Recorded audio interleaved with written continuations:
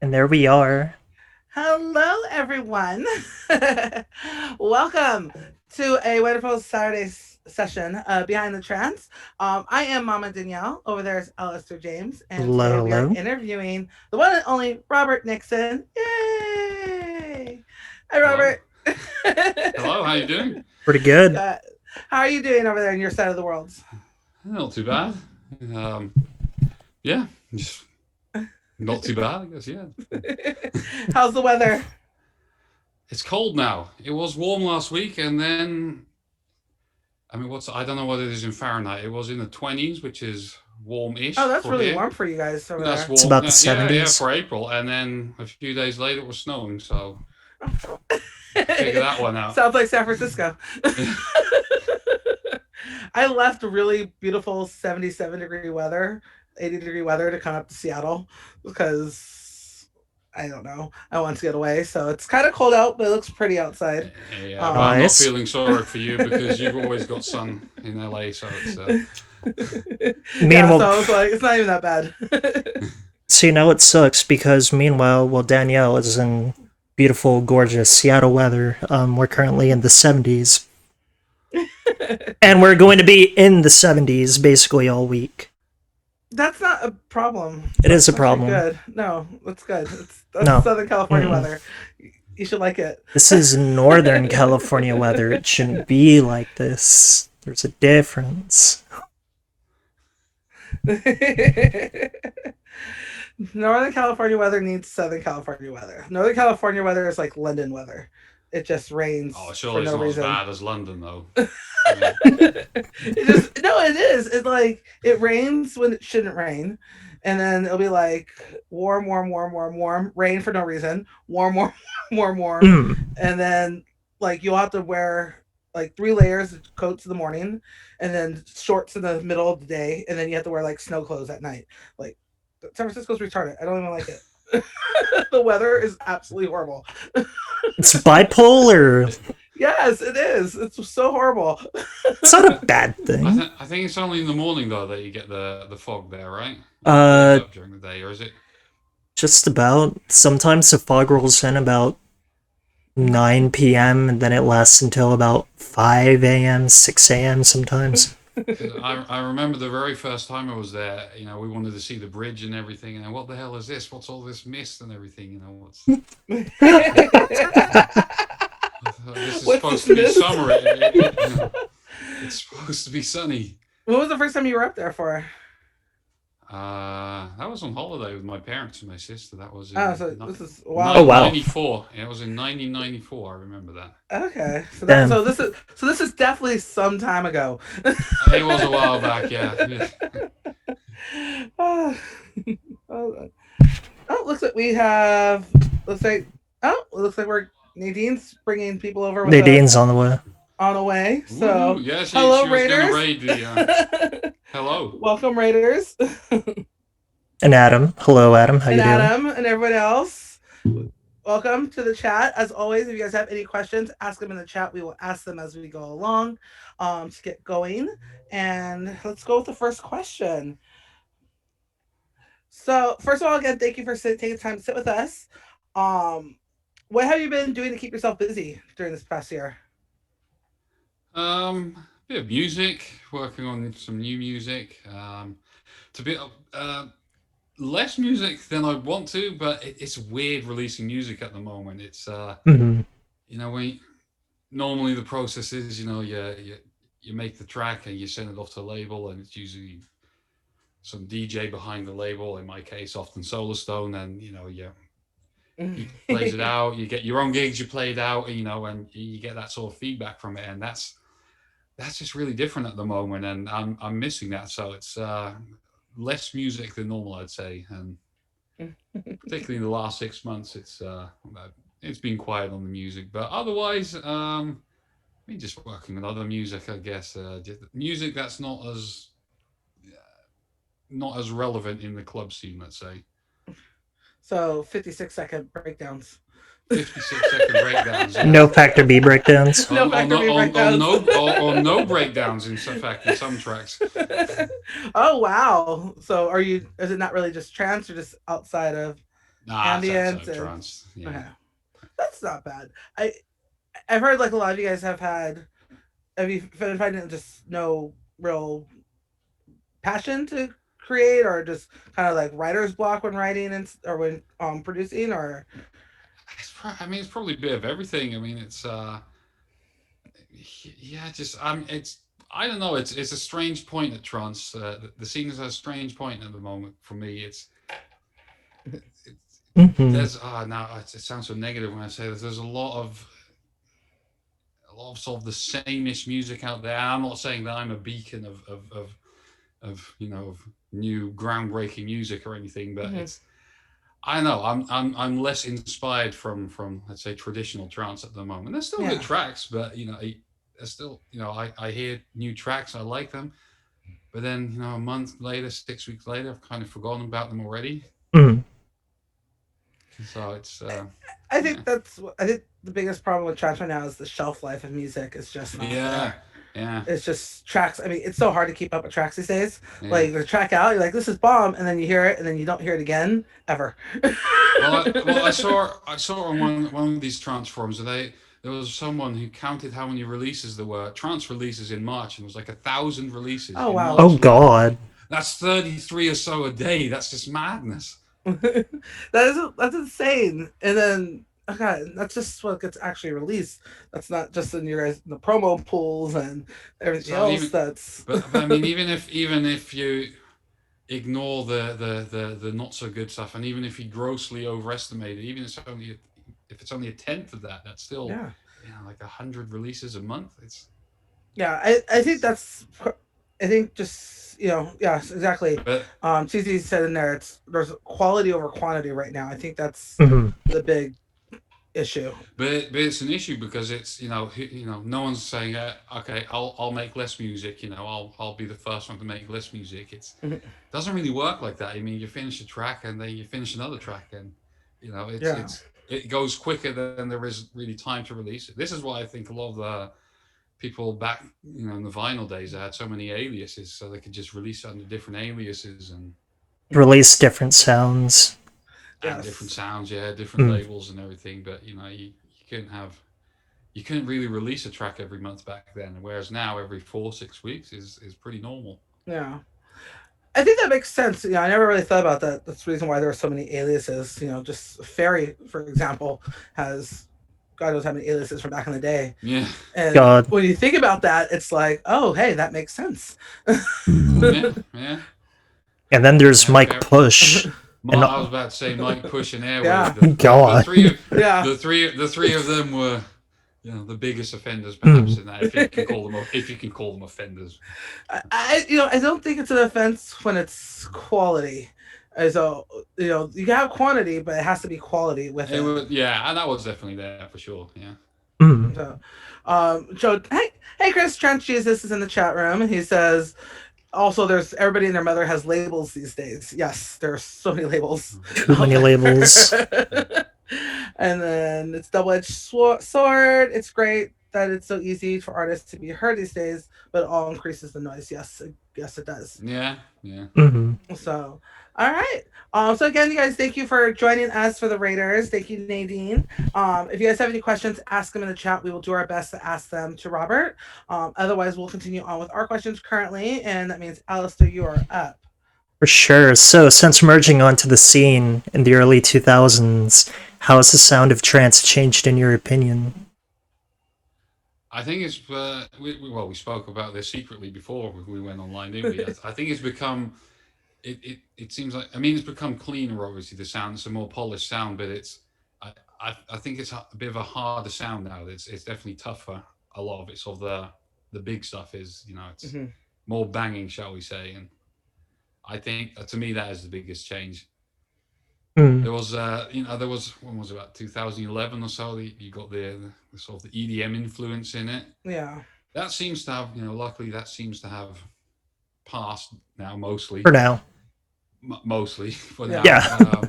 Yeah. Yeah, that was a big change in it, but and then it went back, and it was good for a while when it went back, Mm-hmm. and yeah, now we are where we are now. It's going to be interesting to see what comes out after the pandemic because I have a feeling it's gonna, prog was being, the melodic techno, the prog, all that, whatever you want to call it, it all sounds the same. But coming right before everything went down, it was kind of on the rise.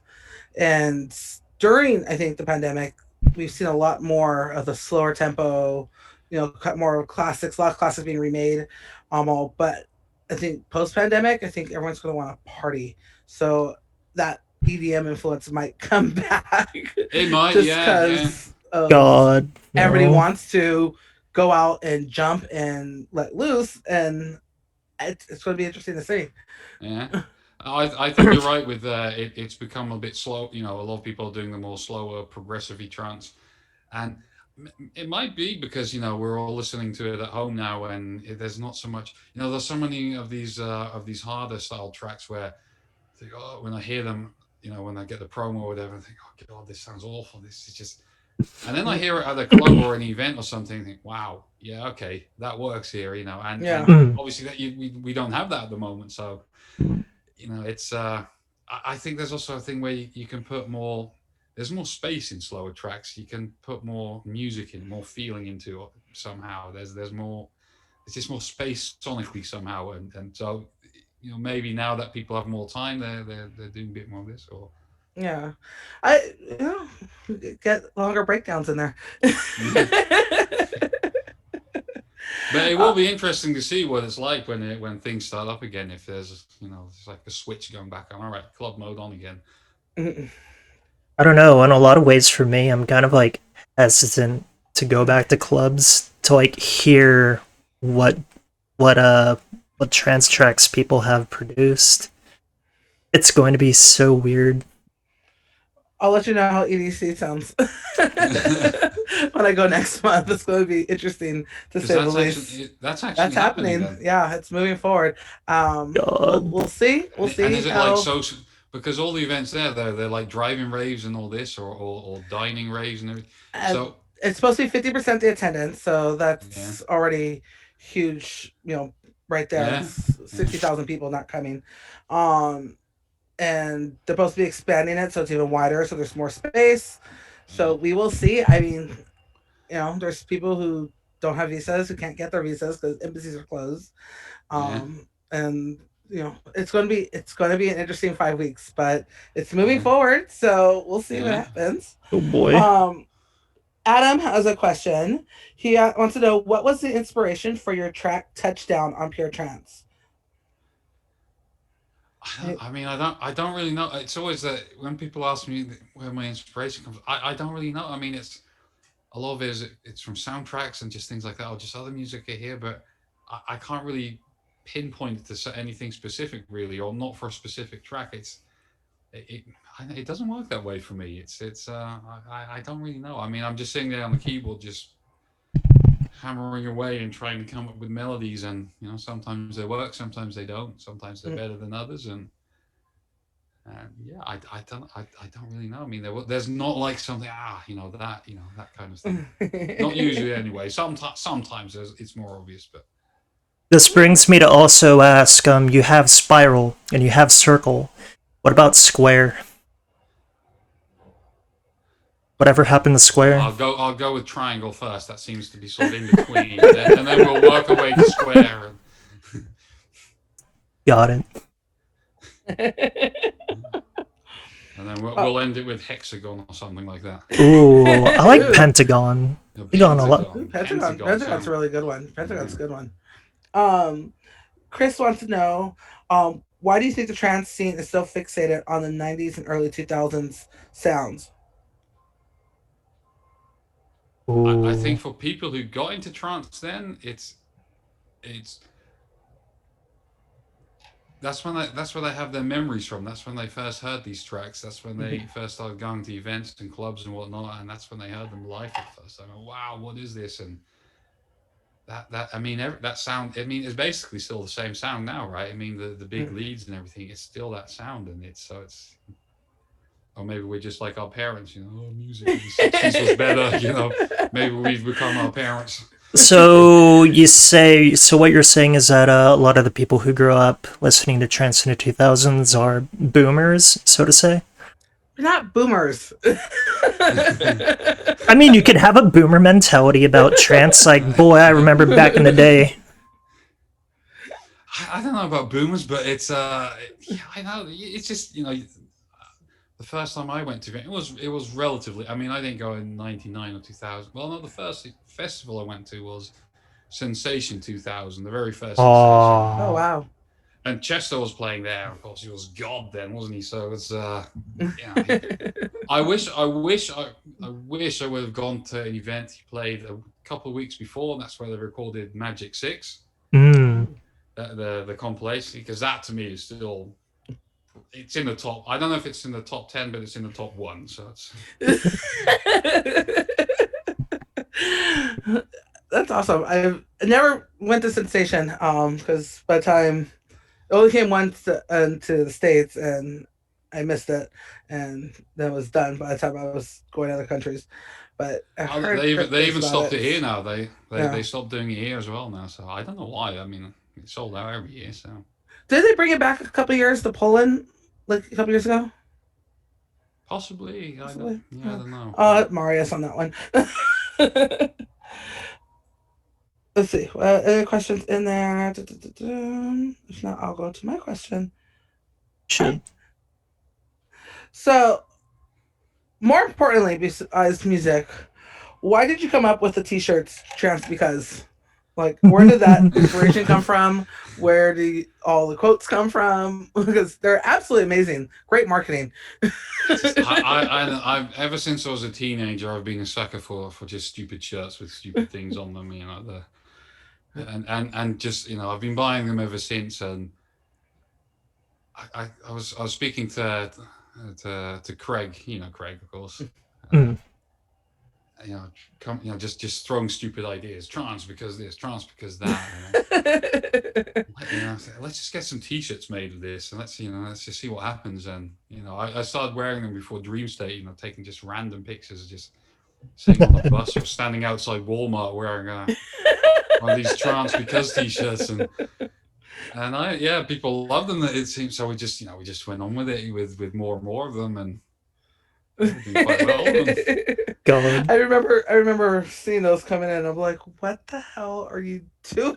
What are these shirts? I think they're so amazing. great. They're so amazing, but they were like, where the hell did these come from? And then I was like, oh, the Roberts. And then I kept seeing them posting them more and more, and I was just like, oh my god. And then some of the sayings were just spectacular. Which one would you say is your favorite? I mean, I like the techno one, particularly because DJ Mag's been sharing that a lot on their Facebook, and just seeing the reactions that some of the people have. Oh, it's about the music. It's all good. I like both. You're missing the point here. I'm just trying to wind some people up, and it's working apparently. But. So I like the disco one. I think it's Trance because my ghost producer won't make disco because it's. Yeah. I don't know how offensive some of these shirts are. I think most of them are. Well, they're a little bit offensive, perhaps, but the disco one. I don't think anyone is offended by that one. Really, No. that Not at all. Actually, I showed my mom that one, and she kind of laughed. She doesn't understand ghost producing and all that, but she was like, "Oh, okay." she grew up in the disco era. God. Let's see. Yes. I'm not a fan of disco, by the way. That will. As Nicholson will say, it's all disco at the end of the day. We all came from disco. True. Walmart because I like cheap electronics. Nadine has a new shirt for you. She says Walmart Thank you, because I Nadine. like cheap electronics. Isn't it? Surely there's something cheaper, Yeah. AliExpress or something. God. Which explains why my microphone boom arm thing is failing here because it's too cheap. So guys, ask your questions in there, or if you guys have more sayings, we'll share them. Trying to read everything over here. Go, Alistair. Oh man. So to put it bluntly, what are your thoughts on ghost producing? Without naming any names, How can Oh, ghosted damn it! I career? want to name people. Okay, Well, then let me name. No. with naming. Name them. Real talk. Nah. How can ghosted careers go on the right path instead of forged? So, yeah, I mean, be honest about it first of all. You know, you can be honest about it. I mean, it's no need to lie. I mean, some Mhm. labels now they make you when you sign the contract, they make you list everyone who's involved in it. Oh So you wow. have to name your ghost producers. Now, obviously, people will still lie on that. Um, so you know, the one of the contracts it specifically said no ghost producer was involved with this. You know, I had to declare that there was no ghost producer involved. Oh wow. But I don't know if it's gonna. I don't know if there's any pathway forward for some people. I don't know how much it is in the trance scene, but I think it's more. I could be completely wrong. I think it's more in the EDM scene where there's a lot of kids. They just want to be a DJ. They Mhm. you know they don't really care about the music too much. You know, well, I mean they like the music, but they just want to be the DJ They because it's just want to be cool and famous. they just want to be famous and they realize to be a DJ they need music to their name, and so you know they don't have the patience to learn it or anything. So just outsource it, you know, and just release it. Don't care, you know, release it on the biggest label. You know, don't read the contract because I don't care about the contract. As long as it's released and my name is attached to that label, that's good enough, and you know, Yeah. can move forward. So with that kind of mentality, I don't think there is a way forward for people who are in that sort of level of it. And, you know, I think that's when we're talking about the trance, I wish it was more openly discussed, and because there's a lot of it out there, but oh I yeah, think a lot of people also confused using sound engineering versus ghost producing, which I think if we are honest and being like, no, I use a sound engineer because this person went to school to study this. So yes, I'm working with a sound engineer to make the best quality product Mhm. versus I paid this dude $500 to give me a track.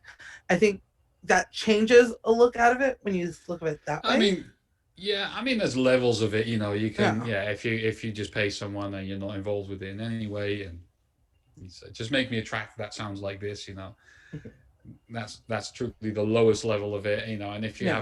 if you're in the studio, you know, you've made your idea, you've tried your best, and you go to someone and he helps you, you know, clean it up and all this and everything. That's you know that's better. I mean, I guess you're at least attempting to learn it, so you know that's you know that can be all right because presumably one day you'll graduate from that and you know Hmm. you'll improve your skills over time and everything. So yeah, I mean it's not black and white per se. So Yeah. Not gonna repeat that comment in the chat room. I don't have the chat up. Oh no. Um, Phew, boy, what a I'm just gonna Oh, skip to the next oh question real so quick. Transphonic says, your remix of Under I gotta say this name. Ender Colonicane is one of my all-time favorite trance tracks. How do you actually say that? Because I don't think I've ever pronounced it I correctly. I say Andre Calocane, Colonicane. Okay, I wasn't too far off. but maybe Um, it's how, Andre. I'm not sure. how long did it take you to produce that? Oh wow, that was from like 2003 or four. So um, I mean, I think you get like the idea down in like an afternoon or an evening or something, and then you know you export a version and you listen to it the next day, and then you hear little things, you change more and more. So I don't know. I mean, if you just count the it's not linear as such. So, but if you count the hours up, I don't know, maybe 2 3 days or something for that one. So by the end of it, you have like version 175. 175 at least, yeah. So God. no, it's not that bad these days. I think it's usually around version 3 or 4 where I say, okay, that'll do. But you know, it's just sometimes you have a flow and it just you just get the whole thing done in an afternoon, and it can be pretty quick. Other ones, you do a bit and you like the idea, but you just can't work out how you want to go from there, and you'll come back to the track months later. And I mean, I think Initium, I started that track in 2006, and eventually I finished it with Relocate, and we released it in 2015. So I think that Oh was wow. probably the longest of the tracks that that took me. Wow, that's a long time. Yeah. Holy So shit. I can never be a producer. I have no patience. I just let other people do it. But going back to the ghost production, I think if we're talking about earlier the quality versus quantity, I think if we didn't put so much of an emphasis on production that you need to produce to become a DJ, because DJing and producing are two different skills, and I think we would get more quality because then we wouldn't have people just put out anything just to have tracks out. That's me. If we separate the two skills again, but then again, I know it goes back to how do you book Well, people based off X, Y, Z. separate the skills. I'm all for that if that but but then play the track from who it is. Yeah. Then don't pretend it's your track when it's not really your track. I mean, it's more tricky when you have someone who wants to make the music but really doesn't want to be. He wants to stay behind the scene and doesn't want to be. Doesn't want to be known. That's more tricky. But even then, you have aliases. But I suppose if they want to, if they want to, like, if they think they can make more money at selling their tracks that way, it's tricky because there's that side of it as well where it's an income for people. So Yeah, and for some, it's really good income. yeah, I know some who made way more in ghost production than they did touring in a year or so. yeah, So I don't blame them. Because at the end of the day, you still gotta live and make a living. yeah. So, Mhm. um, So there's actually a question from Adam. It says, Robert, you've done a rework edit of Take On Me by Aha. Any plans to do any other reworks of other classic tunes like that? I did one of the what's it, the cult. I always want to say the Cure, but it's the Cult. Mm. What's the song called again? It's their famous one. She Sells Sanctuary? She Sells Sanctuary. That's the one. I did a rework of that, or bootleg, I should say, like Aha. Ooh.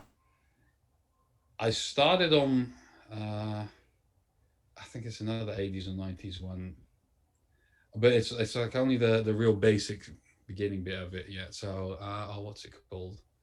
I'm not sure if it should say anyway. Maybe we should keep it as a surprise. It's a good. I can't even think of the name at the moment, but I find the acapella on some dodgy website and put like some trancey chords behind it, some pads, and see if it sort of works in that. And I think when that sounds good, okay, there's something to work with here. And so I'm at that point now, but I haven't really done anything more with it yet. But I'm placing my bet on it being Celine Dion. that would be awesome. I really wish I could get the parts for Kiri by Mr. Mister. I have no idea how that would work in a trance track, but I just want the parts basically. I want to see how it's put together and pluck the pieces out. if you do get this Celine Dion, you get that My Heart Goes On, and you can really build the record for the longest. That would be a. Right there. Right. See? You could be the brand new Factor B. Yeah. Maybe You we can should beat leave that one 56 up. second. You can beat that 56-second breakdown. The breakdown will be longer than it took them to find the chip. Send it to Brendan and say, I have you beat. I have you beat. Yeah. Step up your game. The ship sunk as long as the breakdown happened. Lee, hi Lee. Nice. Lee's in the chat, causing problems because it's Lee. He wants to know. He wants a synthwave event, and then he called you out for dancing the disco, in Harlem. So, I think for Lee's sake, we won't go into what happened in that disco in Harlem. Lee was being Lee. That's all I need to know. I've partnered with Lee a few times, so God. I don't. Everything else, we don't have the proper disclosures for our audience. God. No comment. Good job. So again, keep asking those questions, or try to keep them fairly decently. So your alias, we're talking about aliases, Analog 82. First of all, what's the significance of Analog 82 for people who are like me who don't understand like a lot of musical terms? Um, and why did you start that project? So Analog 82 is the synthwave alias I've been using to make synthwave music with. I mean, the name is. I mean, so there's two parts to it. 80. It's a lot of these synthwave bands. They use a number in there. Usually referring to the 80s. Often their birth year, which is the case with 82 as well. So, I just want, I thought that would work. And the analog part, it's I just started writing down a list of loads of cool sounding words that seem to sort of encapture that sort of moment. And actually, Nadine wrote down analog on this list.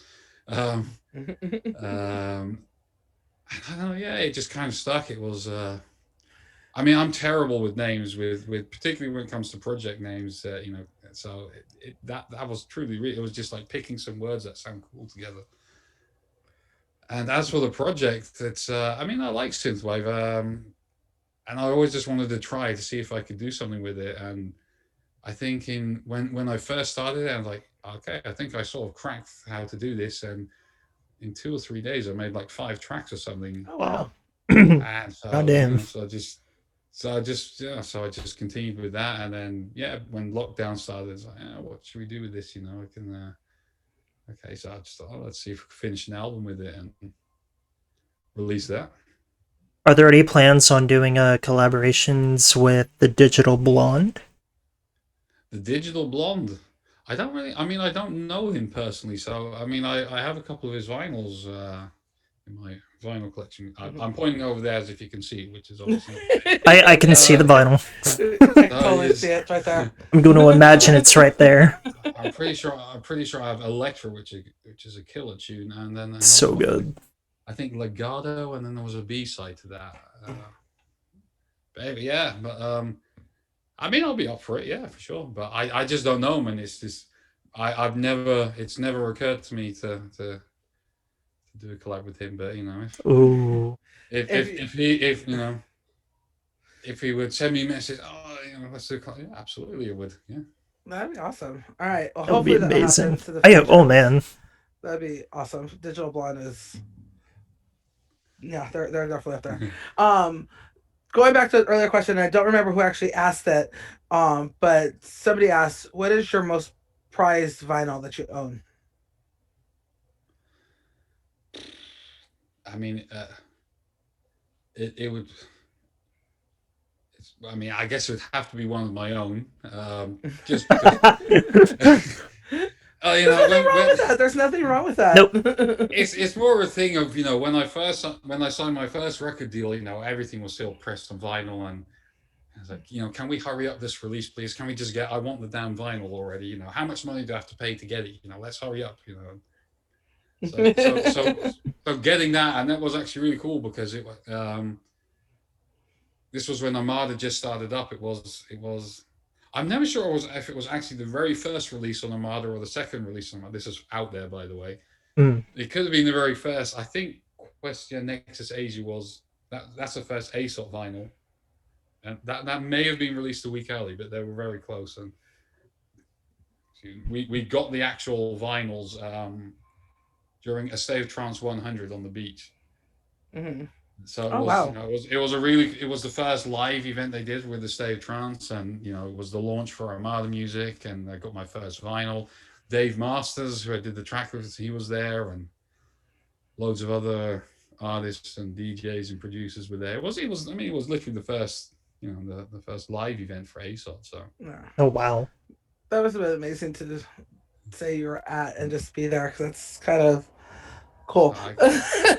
I guess just with that memory, that's probably my most precious one. Mhm. That's awesome.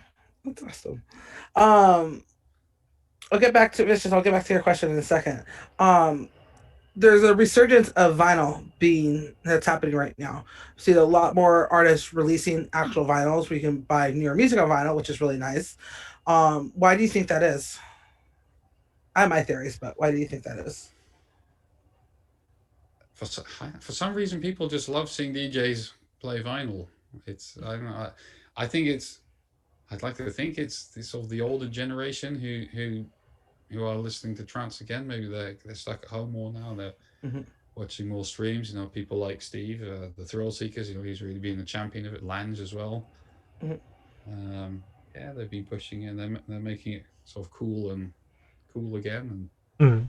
Mhm. And I I personally think it's because it's tangible. You know, when you have digital yeah, music, it just gets lost into a playlist. mm, But when you actually own something, like you actually own the record, a physical copy, you treat the track different. I think the shelf life is longer with it. So I hope it makes more longer shelf life for some songs. I mean, back then it was a lot longer. Yeah, of course, the shelf life of tracks because you know you'd release 3-4 tracks a year tops, Hmm. kind of thing. And I mean, I don't know if it really improves the shelf life now because it's still released digitally and Yeah. things move quick. But you know, fans like to buy the physical thing, and I think a lot of them don't even have record players, or they don't even take the plastic off the the I out there. do. So I have a they cute little just record player I got on Amazon. Aw. It's like one of the old, like the ones from like the little suitcase ones. So you have a little oh suitcase, you yeah open yeah. it and you play it, and I'll listen to a couple vinyls a day. Usually when I get home, I try to put one or two down, drink Mm. a glass of wine, just kind of unwind from work, and then that's how I unwind. And Yeah. then I watch politics and then wind myself right back up. That's my life. Need something uplifting after politics. Yeah. God. Let me go back to his question. So Vicious Code says, "What do you think of classics being remixed and reworked?" It's tricky. I mean, yeah, a lot of them are. I mean, without naming names, Adagio for Strings has been done how many times now? And I think there's Like two a this year. thousand. I think it's the Two most remixed track out there. I think that was. probably yeah, but I think there's two new trance remixes this year alone, and we're only in April, so Mm. um, yeah, I I don't really want to. I mean, if someone wants to do a remix of this, go for it. You know, it really, it doesn't bother me at the end of the day because either it's good or great. You know, we've got something extra. You know, if it's not good, well, I don't have to listen to it. So it's it's. I mean, it's very easy to do, I suppose, because it's you've got your own sound by then, and you can just sort of use that as a template and put this thing in and yeah, I don't know. I mean, it's more. I think it's more for people if they, the producers, if they want to do it and then go for it. Who am I to say no? You cannot do that. And I don't agree with the people saying no. This track should never be touched. Nonsense. Just Yeah. if you want to do it, do it. But yeah, I don't know. It's I just wish there would be not the same tracks like you said. Adagio's on there. Exploration of Space gets a remake every year. God. There's just some tracks. It's like it's the same track over and over, and I wish yeah. there's so many other classics that we forget Yeah. that could use a good update or remix to Or a bring back refresh, even. because it wouldn't be that top 40, top 100 tracks that we hear, at the classic stage at Lumi every year. Yeah. I can only listen to it for so many times. God. Yeah. Yeah. I think the biggest offender at Lumi every year is I always make the joke, who's going to be the first one to play either Satellite or On a Good Day? I mean, don't get me wrong, I love both tracks. No. Who's going to be the first one to drop an Ocean Love track, and will it be Satellite or will it be On a Good Day? Or Sun and Moon. I played it myself, but we turned that into a drinking game. There's about 20 tracks now. That's a drinking game when we go to Lumi. So if we go to the classic stage, you're gonna get really drunk. With us. Every time one of these songs come on, you take a shot of tequila. Yeah, I usually try to avoid that classic stage.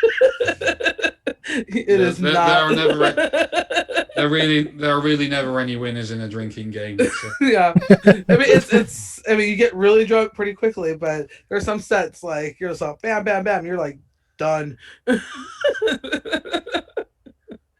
Yes, very, very dangerous drinking game. But it's fun. It's a fun drinking game. Mm.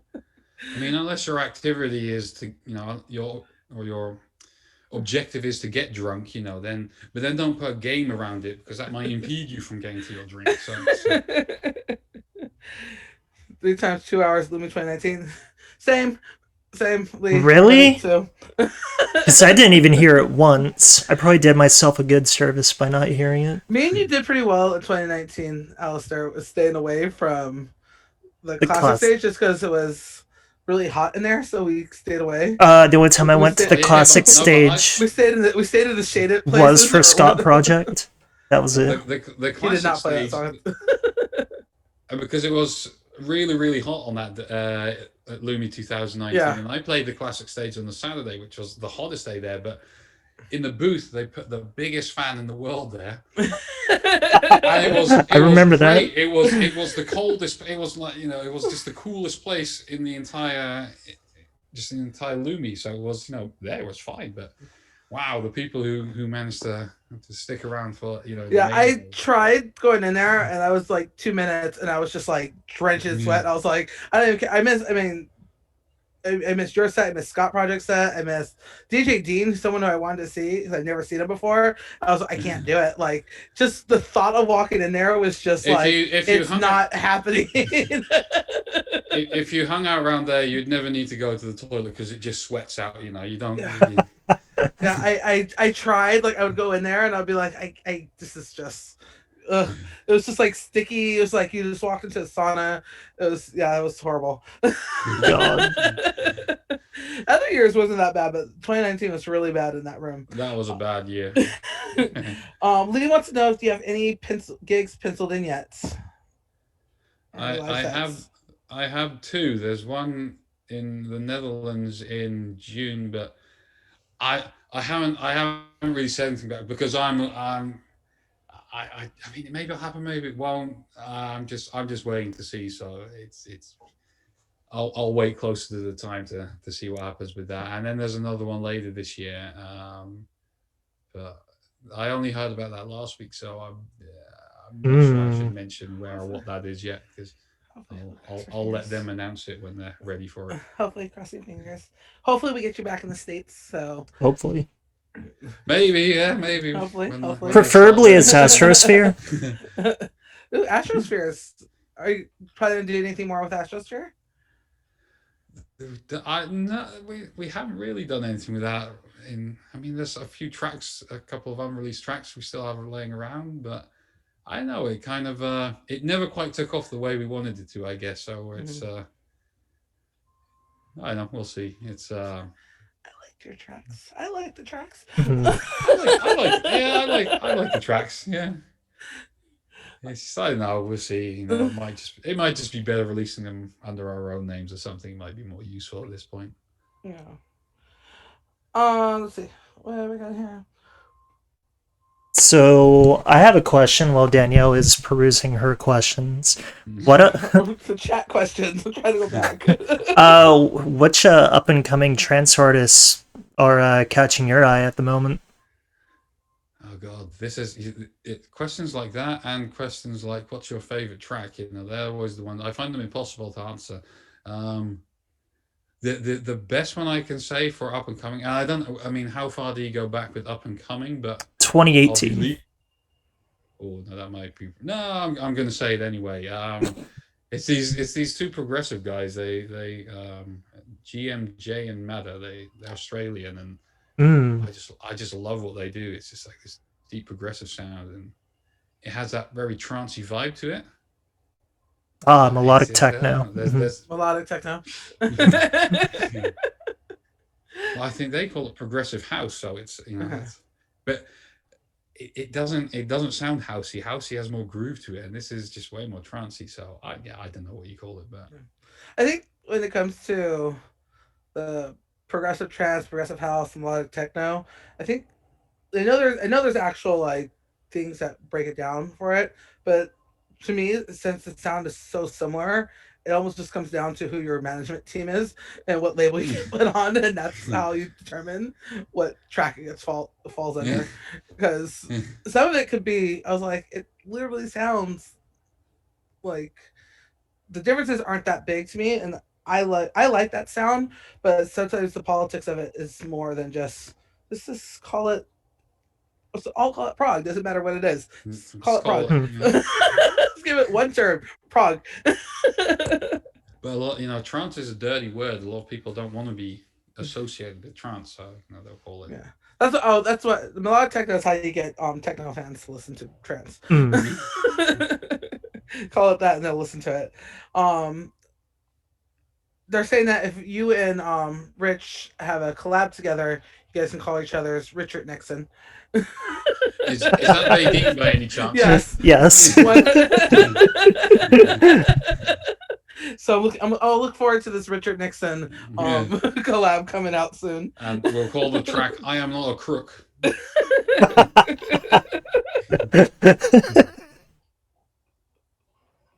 Oh, I love that too much. We should sample that.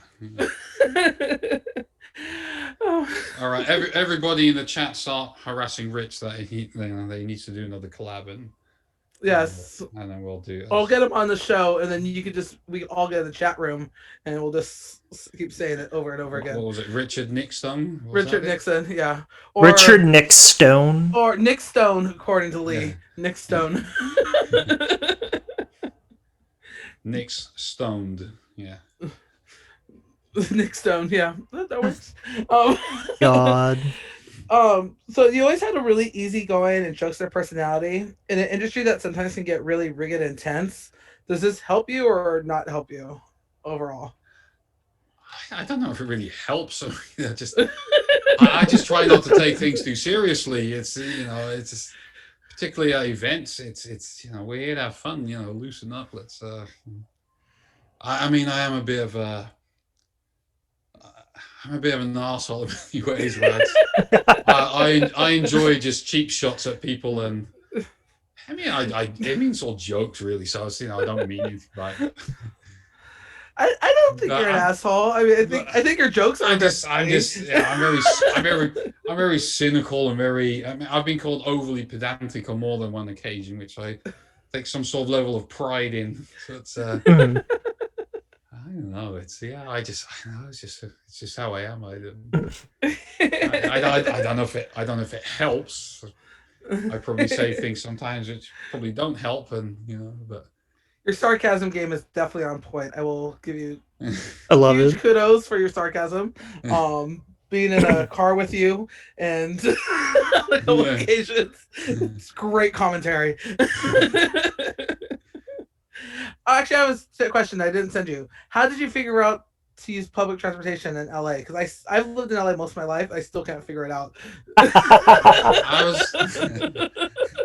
Well, that's the weird thing, because when the first time I took public transport there, and we met someone, they lived in LA for I don't know how many years, and LA has a subway. They didn't even know. Wait, what? Yeah, we actually have a subway. I've never been on it. I didn't even know that. I know we have it. I've never been on it though. I've lived in LA 38 years. Never been on it once. I think in 2012 or so, I was road tripping with a friend of mine, and we were in LA, and we just we wanted to go to Hollywood or something. We didn't really know where to go, to be honest. So we went to Hollywood, and our hotel was somewhere not too far away from it. And I know maybe it's more of a Dutch mentality where we'll just take public transport to go somewhere, and we don't have to deal with driving and parking and all that shit. So and the subway is only like 3 blocks away. Let's just take the subway. We'll get an Uber back if we have to, but it's very easy to get the subway. For you, it was like you said, there's a lot of people in LA who don't realize we actually have a subway and public transportation. I literally didn't even know you had a subway until like just now. Yeah, there's actually a stop right in front of the Fantasia Theater at the W Hotel. There's a stop right there, and there's one right in front of Universal. But I've never been on it. I picked people up from what? I've had a car I've since I've had a car since I was 16, so I've never taken public transportation. taken the BART in Wow. San Francisco. I mean, from the airport, it's easy. So Yeah. The BART scares me. Like I won't even get on the BART just for safety reasons. well, the more dodgy I It's not felt. that bad. I got on a Craig. He played at what's that gallery Oh yeah, a Bakari show. He played there, and we came back from there, and we took the bus back from there. I didn't. Even, I mean, this was like 2 in the morning. I didn't realize buses were still going that late, and that felt a little bit more dodgy. Getting the that's bus because back. you got the train, you got the bus in like downtown LA. That's like right next to South Central LA. Like so Oh, you God. didn't get on it in the best of areas. I would have just called an Uber personally, but you know. Well, I mean, if you look at it this way, he got the true LA experience by being near Yeah. That's South not a true LA Central. experience because nobody takes public transportation in LA. That's like It's the true LA experience No, being true near LA South experience is Central. the true LA experience And is the sitting in bus, traffic at 4 a.m. on the freeway for no and the reason bus at driver, all. the bus driver was surprised. I'm like, wow, we've got customers today. This hasn't happened in weeks. That's just saying, like the true LA experience is sitting in traffic for like Yeah. 3 hours to go 2 miles. On the That's an LA 405? experience. On the 405, the 5, Mhm. doesn't matter which one. They all have traffic. Like that's real LA experience. It's a great way to get stabbed. Well, he didn't get stabbed, so that's good. I don't think so. No. I would hope you would know. I if you know got why. stabbed. I know why because I know why we survived because it was actually raining, and of course it never rains in LA. So when it rains, even the psychos and weirdos stay at home apparently. So Yeah. maybe the rain saved us. That was also right before Dream State, so that was Thanksgiving, so it's also holiday. That was Right? yeah. That was the Yeah. Wednesday, I think. Yeah, so that was the Wednesday before Thanksgiving, which is a very Yeah. big holiday for us. Ah. So a lot of people were probably out of town, so that also helped. Before you Oh, there you go. If you want to take the bus in LA, do it the Wednesday before Thanksgiving. Yes, It's that's the only time. It's a safe day to Otherwise, try it. it's the traffic. There's a behind the trance top tip. Yes. Pro tip from behind the trends. Yes, public transportation in LA is horrible. Don't do it. Good job, Adam. Not taking the train to there. All right. God. So you did some live streaming in the beginning of the pandemic, and then lately you've been kind of not doing so much. I would say as much as you were. Yeah. Did you just kind of get burnt out? I'm not so much burnt out. It's just I just don't want to do it every week. You know, there's a lot of people who do them, you know, even every day. There's I think Talent does it every day now, and that's fine for them if they want to. But for me, it's just I know it just I don't have a play. I got to set it up every time as well. I don't have a room which I can sort of dedicate to it, so it's always sort of in the way as well. And I just figure if I do it every couple of months, then yeah, that'll be fine for me. I know I couldn't do it for a while because I upgraded my Mac, and then that didn't work with the controller. I had to. Oh, no. I couldn't do shit for Oh wow. 6 weeks or so. I didn't realize like till I was starting the Trance Family LA streams and we were trying to get art DJs to come and play for us Hmm. that a lot of you guys didn't have controllers or equipment last April and May. Like a lot of people were like, I don't own controllers. So I was like, how don't you own controllers? You're a professional DJ. They're like, I DJ every weekend. Like, why do I need to practice? Yeah, well, yeah, that's what like, I had as well. It makes sense. That's what I had as well. And then trying to get a controller, and that's when everybody started buying them in a panic. And it took me 6-7 weeks to get one, but from when I ordered it before it finally arrived. So Wow. Well, glad that you have it now. And it's working again. So So I'm curious to know now, in the post-COVID world, do you think that a lot of the DJs who have been streaming on Twitch will get live bookings for clubs? Or do you see them more being like a fad? No offense. Between... I think there are definitely some who will get something out of this. I hope there are some who get something out of it. That'd be cool. I don't know. I always find the clubbing world and everything. I find it so unpredictable. I don't understand it. It's I was actually speaking to someone about this just the other day and saying, I I can deal with record labels and all that. I understand the contracts and everything, and I can deal with that side of things. But just events and promos and all this, it's just I just can't figure out how it works. This is why I have an agent for this. Just let me do the music and you deal with all that because I don't get it. So what will happen with it? I don't know. I mean, I certainly hope there's a few of them that deserve to get something out of it. Yeah. Mhm.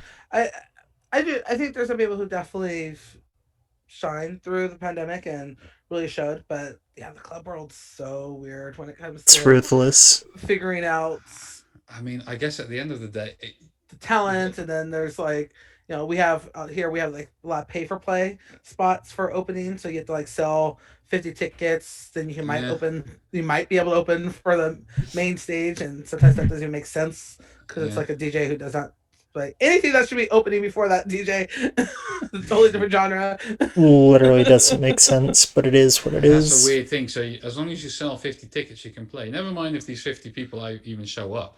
No, just They, so they don't. yeah, if They you have just sell the pockets, you ticket. can just, and I know a few who have pockets, they'll just buy them out and then just give tickets out to their friends, or you know if they show up, they show up. But Yeah, they basically just paid for the way that that's why the pay for play comes in. It's yeah, basically just paid for a spot. yeah, There's Cub and Orange County that if you bought a table, like a VIP bottle service table, you can DJ, you can open. yeah, What? So you got definitely some creative openers yeah. there. I mean, luckily there's still also the sensible events where it's well, a little bit more sensible, shall we say, with Hmm. a bit more of a curated lineup where it's get this kind of shenanigans. I think if it's more curated, then it makes for a better night for the listener, for the fan, and Oh, they're more likely, absolutely, and they're because going to want to go earlier, stay longer, spend more money. When I know that the opening DJ has pretty much paid for the way on, doesn't really deserve or doesn't make sense to play. Like I'm not going to show up at 10. I'll show up at 11:30, 12. Damn. eh, Is that DJ Lift? No comment. I didn't say that. oh, no, I had a guy opening up, and he was playing like 142 BPM Psytrance at 9 p.m. or something, and Helionics. the guy who was running the night was on after him before me, and he said, "Oh, this is a disaster. Don't worry, I'm going to totally reset everything." So he just started playing like Oh god. the lower speed and Juno beat stuff, to kind of bring it back to a normal sort of Take normal it back down range, to so to say. 120 and 118. Yeah, trying to salvage the night. At yeah, least he tried. yeah. God. Yeah. So we are almost at an hour. Sorry, this always goes by so fast. So if you guys have any last questions, get them in. We definitely want to ask them. I'm going to ask my final question. Um, so since COVID-19, many people have taken things for granted. What's something that you're never going to take for granted again? Traveling, it's it's weird here because it's the Netherlands is a small country. It's you've just gone from LA to Seattle, right? Totally different Yeah. scene. It's totally different, and within the same country, you can be somewhere totally different. And over Mhm. here, it's I don't know if we're actually banned from going to all countries, but it's tricky, and Mhm. so the Netherlands doesn't vary much from east to west, north to south. It's can't we can't really go anywhere really interesting at the moment. I mean, maybe I can go to Norway because I have a Norwegian passport, but it's Yeah. so I just mean, yeah, just the it's not even if I have anywhere to go, but it's just not being able to go somewhere. It's weird. mm, Yeah. I know that feeling. That's why as soon as I got vaccinated and was things started opening up, I was like, where can I travel to next? That Yeah, was like the first thing. I was like, I was able to thanks to like Twitch and I keep releasing music. Like I was still on the music, so I wasn't so I missed the live music, but I'm still able to hear music. But I missed traveling. I didn't realize how much traveling was a part of my life until yeah, I was yeah, told I had to stay in LA. yeah. Which I mean, it's not that bad, or it's LA, but still I'm not used to being home. I'm used to being. I was booking hotel rooms just to not be at home because I was tired of Yeah. seeing my four walls. I was like, I'm just gonna book a hotel room for the weekend. Yeah. Yeah, no, friends of mine as well. They just book hotels in other places just to get out of their house, and they book a hotel an hour away just to get out of their house for the weekend. Yeah.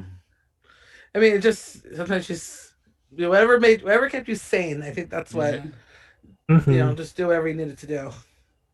I mean, it's weird as well because everything is closed here as well. Restaurants, bars, even shops are closed except for the essential ones. So even if you go somewhere here, it's not as if you can really do anything when you get there. It's it's just taking walks or things like that. But it's very limited at the moment. So. So we have a couple questions. Adam wants to know: do you know what the vaccination status is for the Netherlands?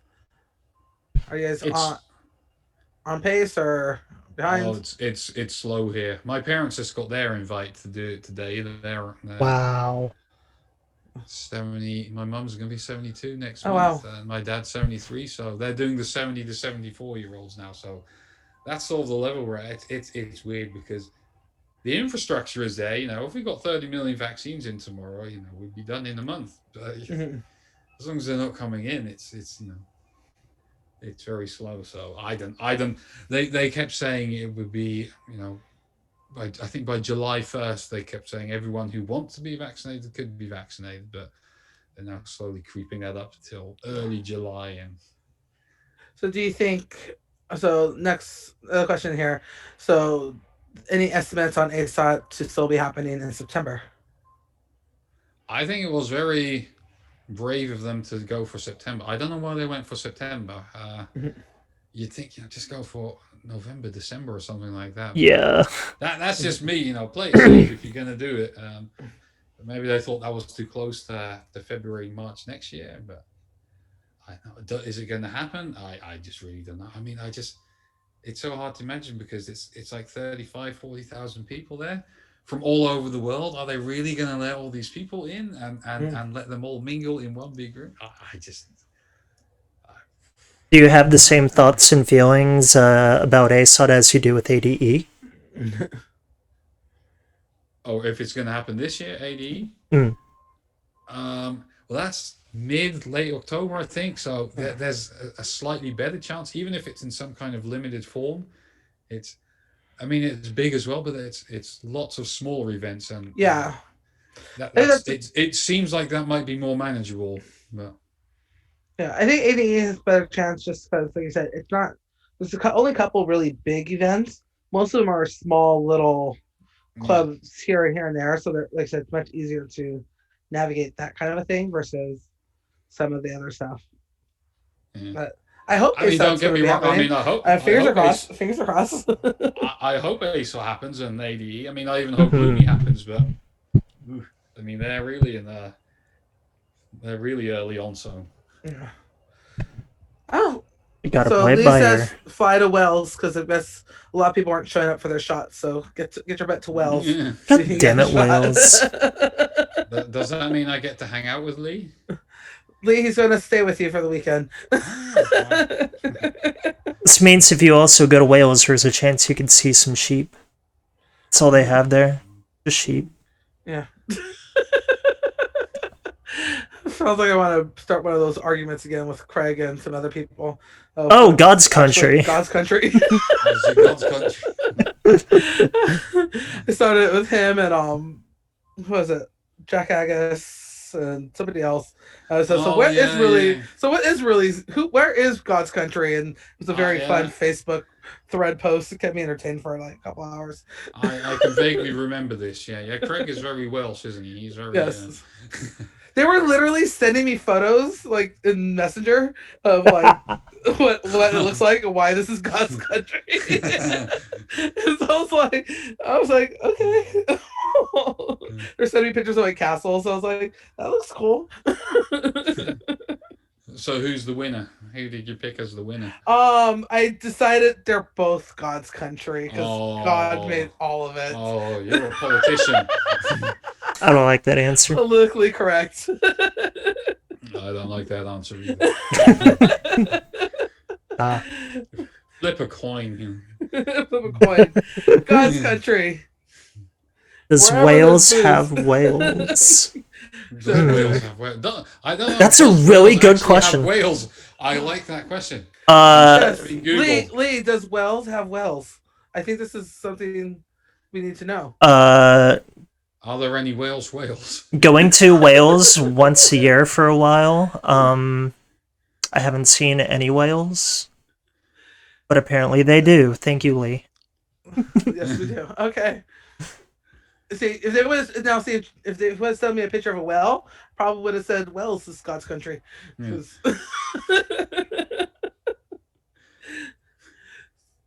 Any last any last questions? Get them in. Otherwise, Alistair, ask your final question.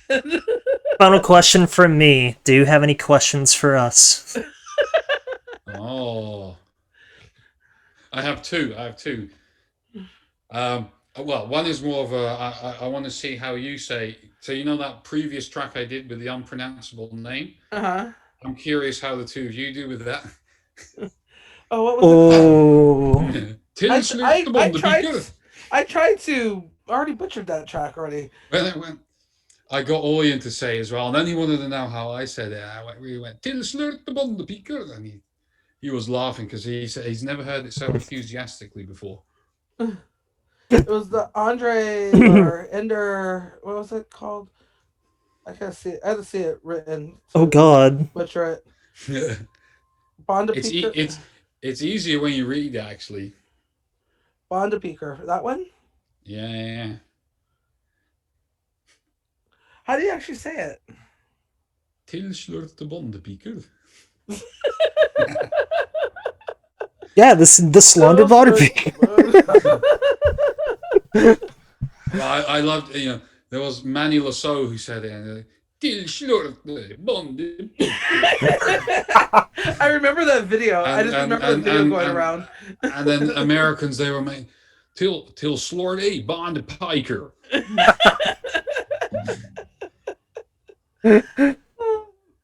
I think that was one of my favorite videos in terms of like promo ever. Yeah, Everyone trying to pronounce it. It was really good. We should just make really weird sounding name tracks and use that as promo. I had so many more names on the list, but I had to stop at some point because they were just I'm getting so many now. This is going to be like a half-hour video. Rob promised me his mom would make. What are we talking about? Oh, your mom. You promised that your mom would make it for Lee. Oh well. So it's actually a dessert. It's a Norwegian dessert. I don't know. Did my mom promise to make it? I can't imagine my mom promised to make it for Lee. Maybe I promised that my mom would make it for Lee. I'm pretty sure my mom didn't promise. No, you said you promised your mom would make it, so you would promise it. Well, maybe when I come to Wales, I'll bring some over. You bring that, and then he gets you a shot. Win-win situation. Ooh, win-win situation. I'll bring it. Yes. Bond the Pika for a shot. Make it happen, Lee. We're working. What kind of dessert is Toastland van de Peker?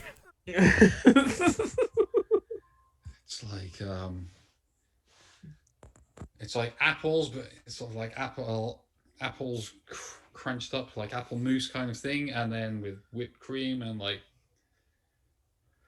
crunched up biscuits that are then sort of sprinkled on top. You can make it multiple layers. I forget what the English word is for it, but interesting. Like a layer cake. Like yeah, kind of, yeah.